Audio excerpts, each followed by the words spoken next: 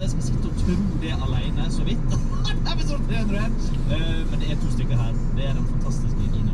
Hei, jeg tror også det episode 301. Og du har helt rett, Ina. Det episode 301. Ja da, og godt nyttår til favorittnerder. Ja, mitt navn Ina Luna, og ved siden av meg så har jeg også min favorittnerd. Ikke min forkleinelse, det Steffen. Men her han, Andreas Hedon! La oss bli ferdige! Absolutt. Den beste av Disney Afternoon-TV-programmet, Darkwing Duck. Jeg har hatt nært og kjært forhold til Darkwing Duck. Mener du at det den beste? Jep, 100%. Darkwing Duck, la oss bli ferdige! Darkwing Duck. Dette Anders Hatlo, og Anders Hatlo stemte Darkwing Duck, og når jeg jobbet på 4 Stjerners middag, når jeg begynte å jobbe i TV, så satt jeg og klippet 4 Stjerners middag, så skulle vi ha et julebord på Anders Hatlo skulle komme, og da tok jeg med meg mine 2 Darkwing Duck-sesonger på DVD, og spurte om jeg kunne signere dem for meg. Ignorerte meg. Nei! Så nå outer jeg litt Anders Hatlo fra det julebordet på 4 Stjerners middag for noen år siden. Men han bare ignorerte meg litt. Han bare skufflet meg litt så bort i klippet. Ja. Nyttår betyr nye soundbites, og det fantastisk å høre at Wasted GTA-lyden har kommet til sound på Andreas. Tusen takk, det har passet helt perfekt. Men nei, herregud, vi elsker Anders Hatlo sin tolkning av Darkwing Duck. Ja, jeg vet ikke hva Darkwing Duck for noe. Da gir meg 2 timer etter dette, så skal vi gå gjennom. Nei, men det Markus Bolig fra The Tweakers. Markus Bolig! La oss bli farlige! Min nye gode venn som kom kakkene på døren på Clock Tower-spillet i tider. Tenk på det, nå kan dere 2 ta opp dine Darkwing Duck-DVD-er og kose dere med Clock Tower og Darkwing Duck. Fantastisk! Det høres ut som en drømmekveld. Altså, hva skjedde i jula? Har du hatt det gøy? Har du gjort noe gøy? Ja, jeg har koset meg masse, og jula, hvis 3. januar jul, så har jo jeg vært på et aldri så lite nyttårsbord. Julebord! Ja, her på House of Nerds har det altså dukket for et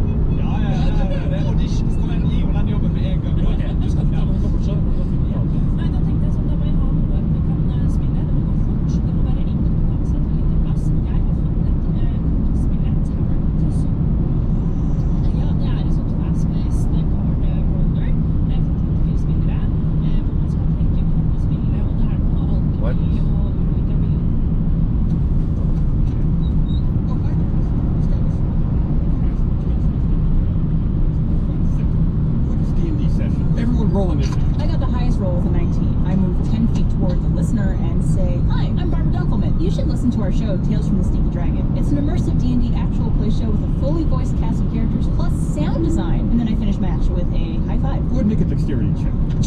It's an 18. Oh, that's a good high five. I rolled a 16 on initiative. I walk over to the tavern piano. I play a sick song and say, "Hi, I'm John Reisinger." Wow, do you hear that? Tales of the Sneaky Dragon also has its own original score. It's like a movie, but for your ears. All right, yeah, go ahead and roll a performance check. That's a 2.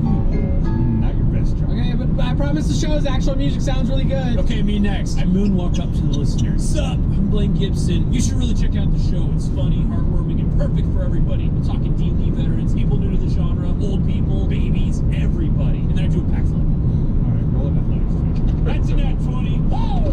Okay, that leaves Chris. Hi, I'm Chris Maris. Please subscribe to our podcast. And then I draw my sword to attack.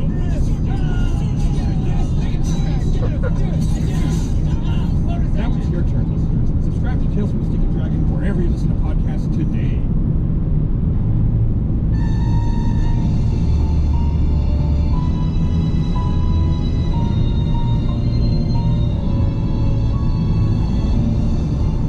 Good afternoon, all you Amitsu. Flutter on into the Sneaky Dragon, sip on our latest libation. Fiendly, feeble-mind frosty. It's a mixture of ripe vine drop bananas, forcefully frigid, with a amount of sugar. One slip of the strong stuff is enough to forget all your worries and willpower. Previously, our adventurers arrived at the mountain of Musketon to warn the village of an impending eddy. While combing the local commerce, the party encountered a wage-wanting Uyghur with wild wargs and eventually the infamous Dr. Frank and his brother Stein.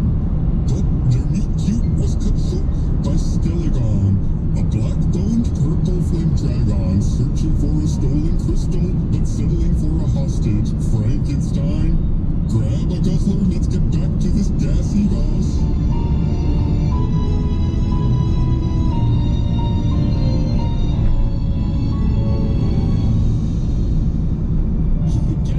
Guess it sounds like you're on the verge of tears. You're like, Frankenstein. It also sounded like you were like asking us. And settled for a hostage. Frankenstein? Yes, that is correct. Yeah, Inspiration died tell me. I have a question.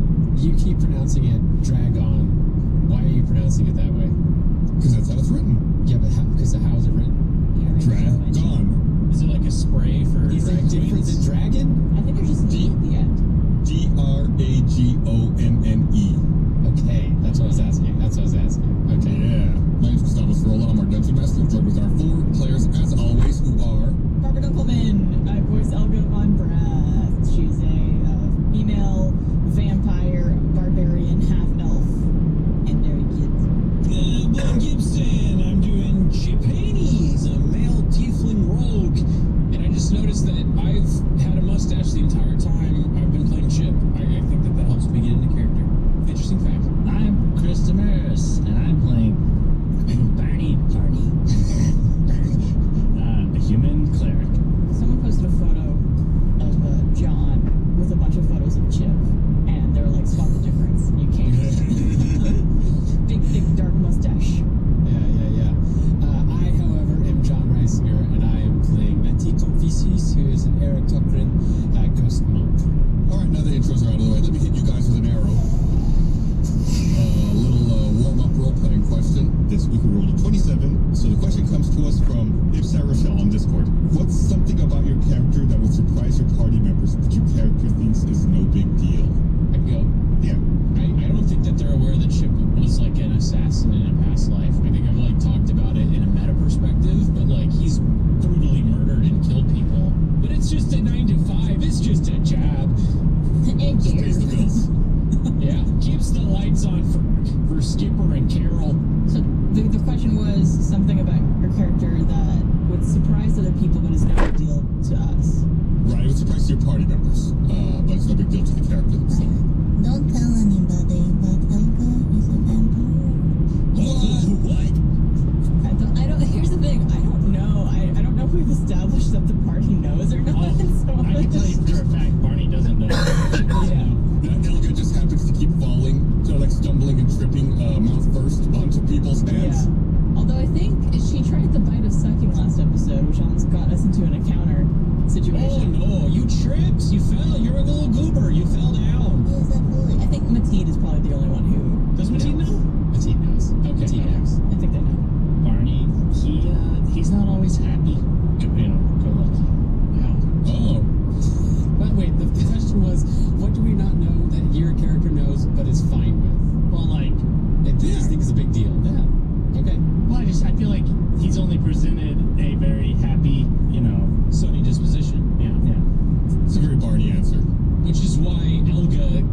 always shields herself, the sunny dispositions.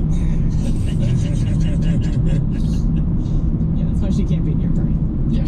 Métis doesn't, it's been so long, Métis does not actually remember how they died, but they don't think that's that big of a deal because it's such a non-starter for them.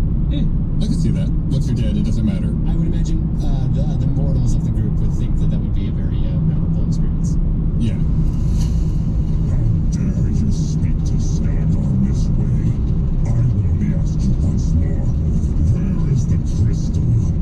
No crystal, only death. Frankenstein grabs a loose plank of wood from the ground and lunges towards Skeleton, striking his claw with the plank. The wood breaks in half, and Skeleton doesn't even flinch. Instead, he lifts the claw and snaps Frankenstein, lifting him high into the air. Skeleton glares at the purple-cut brute for a moment and then turns to you all. This one may be a fool, but perhaps you are not. If you ever want to see Frankenstein again, you will return the crystal to me in the Eastern Snarelands. I think I might have got an episode too high. Understand? I need to listen to episode 7, not 8. No! Get out of here, you're starting fires! We gotta evacuate these Oopsie. But I'm quite sure I downloaded episode 7, but it's not on the downloaded list because this the Apple Podcast app is being weird. I don't really want to use my phone when I'm driving, so I'm just gonna continue with the Norwegian podcasts.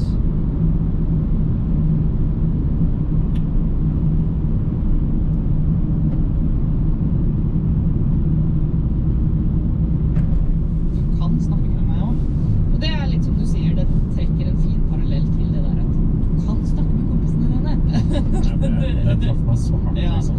Og vi snakker så mye om det i Nederlandslaget. Ja, ja. Det fortsatt en liten content warning for de som hører på dette, men det fortsatt sånn at 3 av 4 av de som mister livet til selvmord menn. Og det må man ta på alvor. Ja, man må kunne snakke om følelsene sine. 100%, og det påpekes så veldig Ja. i dette spillet. Absolutt, og det synes jeg var utrolig rørende. Fordi det en så liksom sjelden samtale å ha.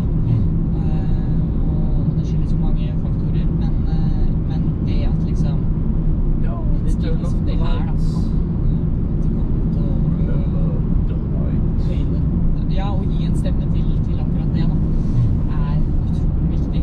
Og måten de gjør det på, at det blir ikke liksom, det blir fremstilt med en sånn varme og ømhet og ekte følelighet som jeg tror kjempeviktig for veldig mange som spiller det spillet her. Ja. Kanskje liksom, ja, det treffer hardt på en måte som også ganske gentle, egentlig. Ja, jeg tror nesten alle har godt av å spille dette spillet. Ja, Altså. absolutt. Ok, gameplay og combat. Jeg synes jo gameplay-loopen i Death Stranding 2 helt magisk. Og så det litt rart, fordi for alle som ikke har spilt det, så høres det kanskje litt dølt ut. Men jeg synes den så utrolig interessant og gøy. Jeg har bare laget en liste her. I grove trekk da. Det handler jo om å ta imot oppdrag, ordre, så handler det om å planlegge ruta og forberede hva du skal gjøre. Og jeg brukte ganske mye tid på det. Alltid sånn, hva trenger jeg? Skal jeg gå den lange veien for å unngå farer? Ja. Hvordan du der? Der var jeg også ganske glad for at de fokuserte på at de ville at du skulle gjøre det. Fordi de prøver litt på det i Death Stranding 1. Du har jo noen verktøy der også for å liksom planlegge ruta di. Men der så var jeg veldig sånn, nei, jeg bare går og ser hva som skjer. Det går sikkert bra. Mens her så virker det som om det en mye viktigere del av det. Og de har forbedret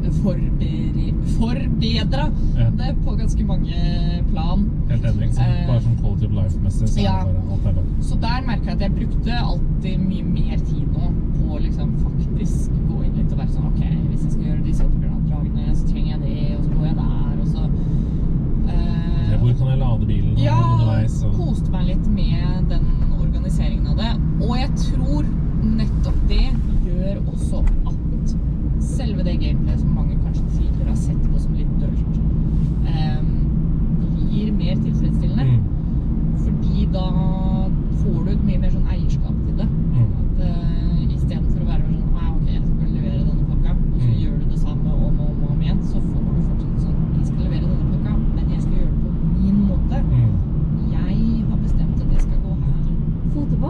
lenger framme. Jeg har bestemt at jeg skal gå her, og nå får du jo også litt sånn, fordi det synes jeg var Foteboks lenger framme. Sånn, fordi det synes jeg var i The Stranding 1 så blir det liksom holdt litt der var det liksom sånn, du kan enten gå her, eller så kan du gå her. Hvis du går her, så det farligere terreng, men mindre farer. Hvis du går her, så det kortere vei, men kanskje du møter på det. Mens nå så det mye mer opp til deg selv, da, og du bruker erfaringen din fra tidligere spill. I can actually just drive on the right side because det en risiko for at det møter på det? Og det føles mye mer dynamisk, da. Planlegger rutene, og det føles ut som det har litt mer taking the exiting on this. Ja, det konsekvenser. Jeg helt enig. Og jeg føler meg så stolt hvis jeg har planlagt en rute som har gjort at jeg liksom relativt uproblematisk kom til mål, for da føler jeg det min skyld, fordi jeg planler en god rute. Nå har jeg en skikkelig god, og når du til slutt, det er en sånn hidden progression i det også, fordi at etter hvert så blir du så vant til det, og så får du kanskje noen sånne faste ruter iblant, og du skjønner at liksom, hvis jeg skal levere noe dit, så kan jeg også dra innom der, og så kan jeg gå ut sånn, du bygger opp en sånn profesjonalitet da, på det området som jeg synes føltes mye mer tilfredsstillende ut i det her enn i det første. Enig. Så leverer du varer, du kobler sammen forskjellige nodes, sånn at mappet åpner seg mer, og at de ikke klarer å kommunisere med hverandre og deg og base og så videre. Og så bygger du strukturer for andre, for those who come after, for de som har spilt Clear og Obscure. Og så slåss du mot BTs og bosser underveis. Noen quests timede. Altså du får for eksempel 3 minutter på å levere en pizza før den blir kald. Du kjører kjøretøy, og du bygger denne monorailen og sånn. En av de tingene som veldig annerledes, synes jeg, fra det første spillet, jo combaten. Jeg synes combaten mye bedre. Ja. Og det jo på en måte mye av poenget også. Fordi i det første spillet så var det jo hele greia at du skal egentlig ikke drive med combat. Og så det, og der følte jeg at veldig mye av encounters var mer sånn, dette av nødvendighet, liksom. Det sånn, en kjernemekanikk i dette spillet skal ikke være combat. Men det det jo denne gangen. Og da gir det mening. Og det der veldig lett å trekke den Metal Gear Solid 5-parallellen. Jeg merket hver gang jeg skulle liksom infiltrere en sånn base, så det sånn, det her nå jeg i Metal Gear Solid 5. 100%! Driver og tagger enemies med noen Watchtoweren, og planlegger en liten sånn rute, og sånn ok, de her stelte jeg, og så han må jeg lure til et eller annet. Og det var kjempegøy. Ja, kost meg. Og da får du mye mer den der dynamiske combaten på en måte da. Og igjen, det gir mening i kontekst av spillet sin historie, og at nå det en større liksom, combat threat, og nå må du også, nå må du bruke våpen. Nå, dessverre så det en del av repertoaret ditt nå, men så det mye gøy å holde på med også. Helt klart. Det noen locations du begynner jo, som vi nevnte, i Mexico, før du plutselig kommer via en portal til andre siden av verden, til Australia. Og det egentlig i Australia majoriteten av spillet den foregår, og connecter hele Australia sammen, som et enormt krater midt i kontinentet. Og så du innimellom faktisk også på The Beach i dette spillet, og du i det de kaller for Strange Realm, som der hvor Nirvana Husker du hva du følte første gang du kom til Strange Realm? Ja, altså på en side så var jeg liksom ikke noe sånn veldig overrasket, for det jo lett å trekke parallellen til når du i disse verdenskrigene i Death Stranding 1. Så jeg var sånn, nå vi liksom samme greia. Nå det noe Dream World av noe slag. Men du går via en sånn vegg med tar, og så kommer du inn i Strange Realm. Men så det jo også selvfølgelig rent sånn grafikkmessig og presentasjonsmessig, så det noe helt eget med hver gang du i de levelene. Så det fyrverker i eller når du kommer til den der hvor det litt sånn undervannsfysikk på alt sammen. Du svømmer, det helt sånn horror-vibe på det? Ja, det var det jeg liksom merket mest, var at det var sånn, nå føler jeg at jeg spiller noe sånn her. Jeg fikk sånn, ikke nødvendigvis helt det samme, men jeg fikk sånn her Resident Evil-vibes av det. Nei, jo! Ja. Du sendte bilder. Det gir jo ikke mening sånn, rent sånn estetisk ga det meg ikke noe sånn Resident Evil-følelse, men det var noe som var sånn, det er som å spille noe sånn survival horror. 100%. Den første gangen hvor du er under vann der som jeg snakker om, som er sånn inne på et sykehus. Ja, oh my god, det er skikkelig sånn her, forferdelig. Men også dritbra. Ja, og setpiecesene som du snakker om. Kamera panner opp, Neil Vana står foran egen sin, og fyrverkeri går av i bakgrunnen. Det er helt utrolig, rett og slett. Det går tilbake, jeg tror vel jeg nevnte dette i Hideo Kojima Q&A-episoden som jeg hadde. Jeg føler at veldig mye av det i Strange Realm er et sånt kroneksempel på at Hideo Kojima er veldig glad i å lage ting som bare er kult. Det er ikke nødvendigvis en sånn overarching greie med at her er det et poeng med at det er akkurat denne lokasjonen, eller at det ser sånn ut, eller at sånn som hele karakterdesignet til Neil Vana, det skapte jo mye diskusjoner når første trailerne kom ut. Sånn, han er jo helt lik Solid Snake, og har denne bandanaen og alt mulig rart. Og man kan diskutere det så mye man vil, men jeg tror i bunn og grunn at det også koker ned til en sånn it looks cool. Ja, det er det. Han synes det er kult. Ja. Og det kan jeg ikke annet enn å respektere, rett og slett. Og det der er jo noe av det mest frustrerende for meg med å jobbe med TV, for jeg har jobbet som utvikler i mange år, og veldig ofte så spør folk hvorfor skal vi lage dette. Så fordi det er kult. Det trenger jo ikke å være noe fordi det er gøy. Og så sier de sånn, Andreas, vi må ha et why. Ja, ikke sant. I moderne kunst så trenger du ikke et why. Derfor starter han Kojima Productions, for å bare slippe å svare til why-et hos Konami. Absolutt. Ok, vi må snakke litt om musikken også. Man merker jo veldig, veldig godt på musikken i Death Stranding at Kojima er en cinephile, at han er en multikunstner. Det er liksom ikke bare et soundtrack som er fint å høre på, musikken understreker temaene gjennom hele spillet. Både subtilt, men også liksom i klartekst og i fest sitt. Og det at Woody Kid har så stor plass i Death Stranding 2, elsker jeg. Ja, det er kjempegøy. Det er jo igjen denne greia med at et eller annet sted i development så har Kojima oppdaget Wood Kid og vært sånn, oi, det er dritfett, han vil jeg samarbeide med. Og så skjer det. Så tar det bare helt av. Og jeg tror det reflekterer det som, altså, se et intervju med hvem som helst som har jobbet med Hideo Kojima, og de sier det samme alle sammen. At det er sånn, det er noe helt eget, og bare måten han liksom får dratt i alle de kreative strengene på. Det må på en måte bare oppleves. Og det synes jeg Here we go, episode 7. It starts. Oh, hi, Gustavo Ceroli here, the cast of Tales from the Sticky Dragon podcast. And we're about to set the record for the quickest D&D session. Everyone roll initiative. I got the highest roll with a 19. I move 10 feet toward the listener and say, hi, I'm Barbara Dunkelman. You should listen to our show, Tales from the Sticky Dragon. It's an immersive D&D actual play show with a fully voiced cast of characters plus sound design. And then I finish my action with a high five. Go ahead and make a dexterity check. That's an 18. Oh, that's a good high five. I rolled a 16 on initiative. I walk over to the tavern piano. I play a sick song and say, hi, I'm John Reisinger. Wow, did you hear that? Tales of the Sticky Dragon also has its own original score. It's like a movie, but for your ears. All right, yeah, go ahead and roll a performance check. That's a 2. I was out with my daughter I promise the yesterday. show's actual music sounds really good. Okay, me next. I moonwalk up to the listener. Sup, I'm Blaine Gibson. You should really check out the show. It's funny, heartwarming, and perfect for everybody. I'm talking D&D veterans, people new to the genre, old people, babies, everybody. And I feel it in my body today. Going up and downhill, okay, that leaves Chris. going back up, then hitting the bumps and everything. Now it's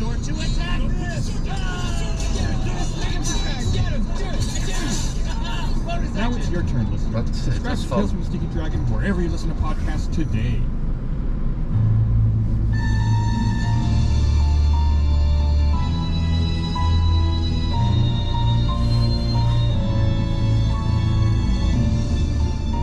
Compliments to all you Kilmulis. Climb on into the Stinky Dragon and quaff our latest coffee, Bane or Boon Bean Juice.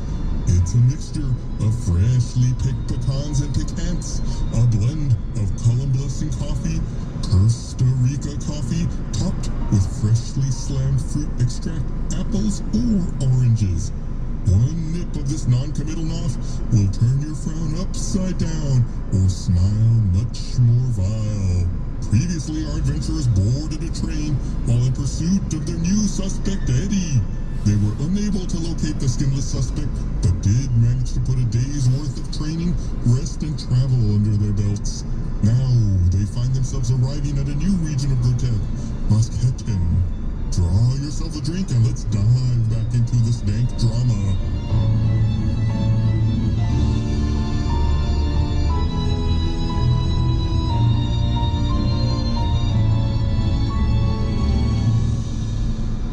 That's my bad Bela Lugosi there, according to John. I like It was that. a great Bela Lugosi. I like that because of the localized way you say the word, you ruined one of Micah's puns. Because if you said pecans Pecans, yeah, pecans and pecans. As I was saying it, I was like, oh, interesting. Messed that up. That's the South Texas for you. Hey, real fast before we get started, I'm Gustavo Sorolla. I'm your Dungeon Master. I'm joined with our 4 cast of characters, as always, starting with... I'm Chris Damaris, and I'm playing Barney Farney, the human cleric. I'm Blaine Gibson, and I play... Don't look at your Champagne Jesus Christ!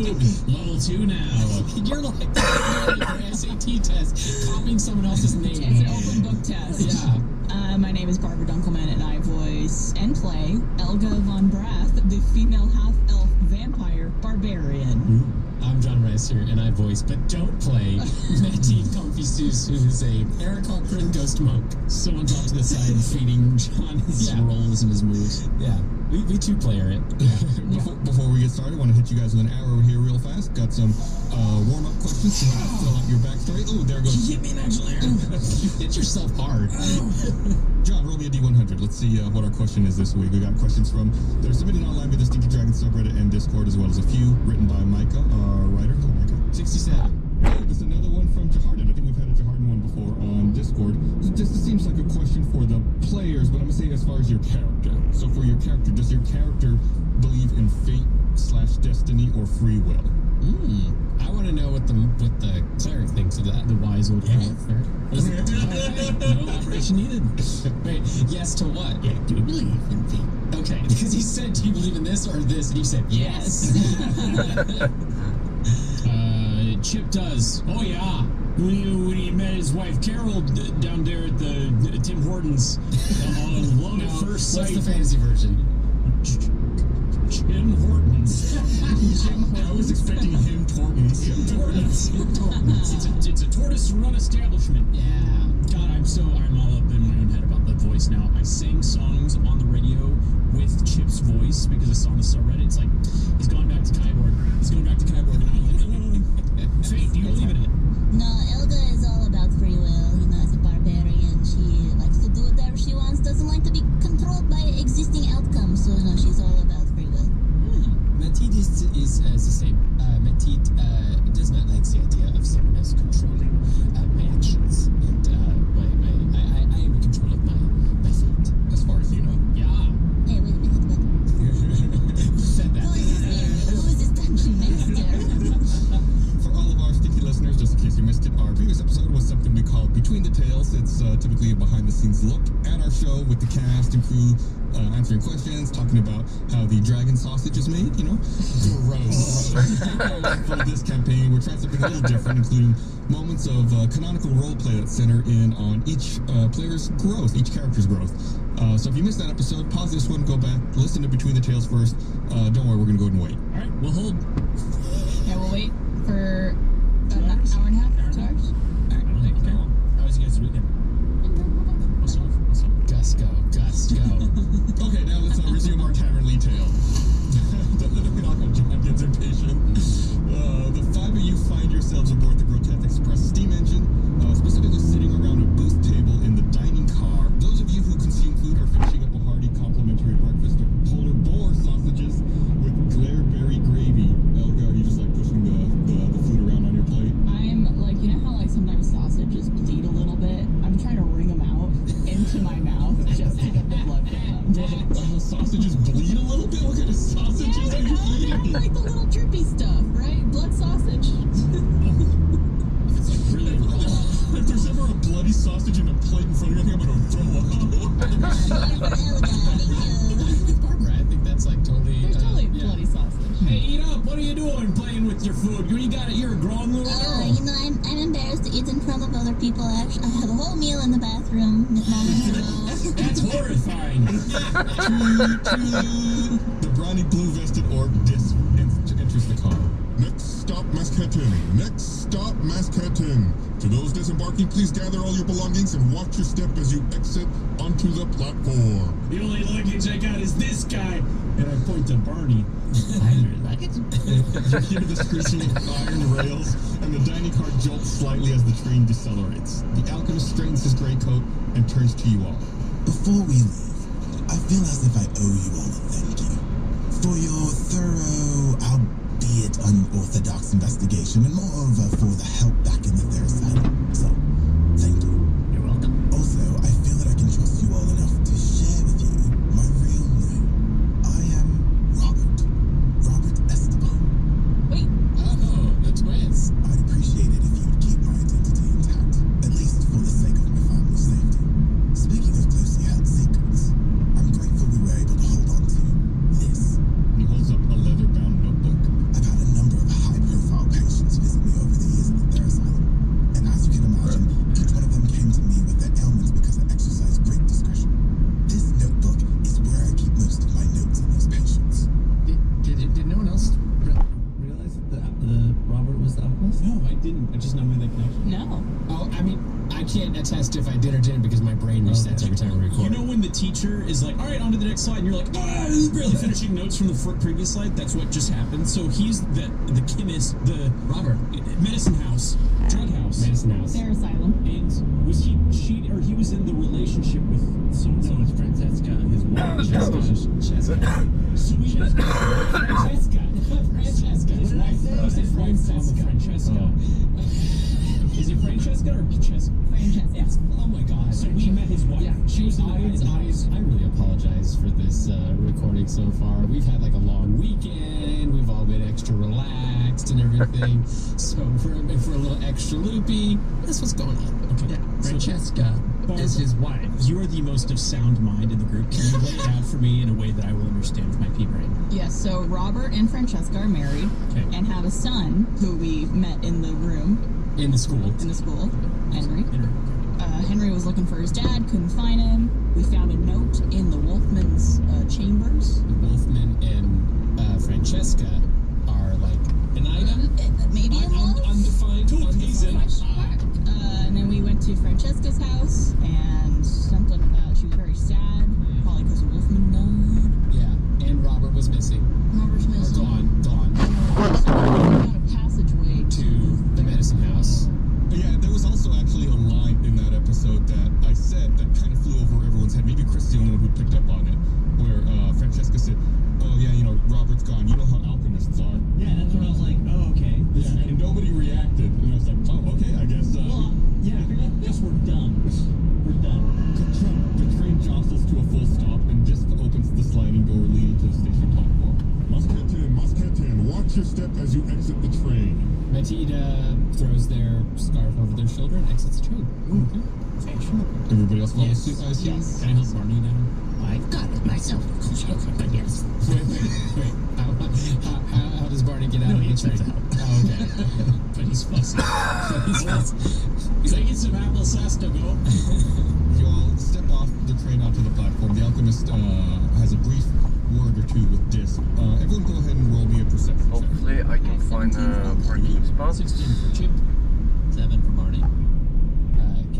That is not 14 always for so English easy speaking here in listeners. Oslo. Barney, you exit onto a station platform and are immediately distracted by fluttering flakes falling from the cloudy morning sky. Like snow? Yeah, like snow. Volcano? And Mateed, before you is a breathtaking alpine village nestled in a mountain range blanketed in white. There's a narrow road leading north up towards a stone stairway with an oak open gate. Chip and Elga, you notice that it's a little unusual because the temperature's not very crisp or cold, but surprisingly warm. You two sniff the air and instinctively recoil at the stench of sulfur. But we're in an alpine village? Yes. So there's snow. This is ash. No, but he says alpine. Alpine specifically describes like a snowy mountain place. Yeah, but why is it distinctive sulfur? Alpine's just mountains. Yeah. Is it? Yeah. Or volcanoes. That's what I said. I've never heard of alpine described for volcanoes, but I'm open to it. Bernie? So the base of alpine is resembling or referring to the Alps or mountains. Yeah, I guess I just think of the Alps being snowy mountains, but that's fine. No argument here. No, just clarifying. But I believe Chip said it, to Chip's point, yeah, you realize that it's not snow that's falling. It is indeed ash, and there's heavy white clouds of swirling smoke filling the sky, coating everything in little flecks, and there is definitely a very thick smell of sulfur permeating the air. Matilde notices that Barney's putting his tongue out to catch the flakes and stops him. Puts their hand over his. Reminds me of my childhood. Does snow taste different now than it was when you were a child? It does. My tongue must have gotten older. Yay, parking space outside. There is a narrow road heading north up towards that stones. Matilde starts walking that direction. Well, I must say goodbye. To who? Tom, it was a pleasure. Barney, we're a team. We are going together on this mission. Barney, where are you going? Oh, I've got a big quest of my own. What's that? Where? Well, it's clearly you don't remember, so now come on the quest with us. Easy peasy. I will have to go. I will find my quest.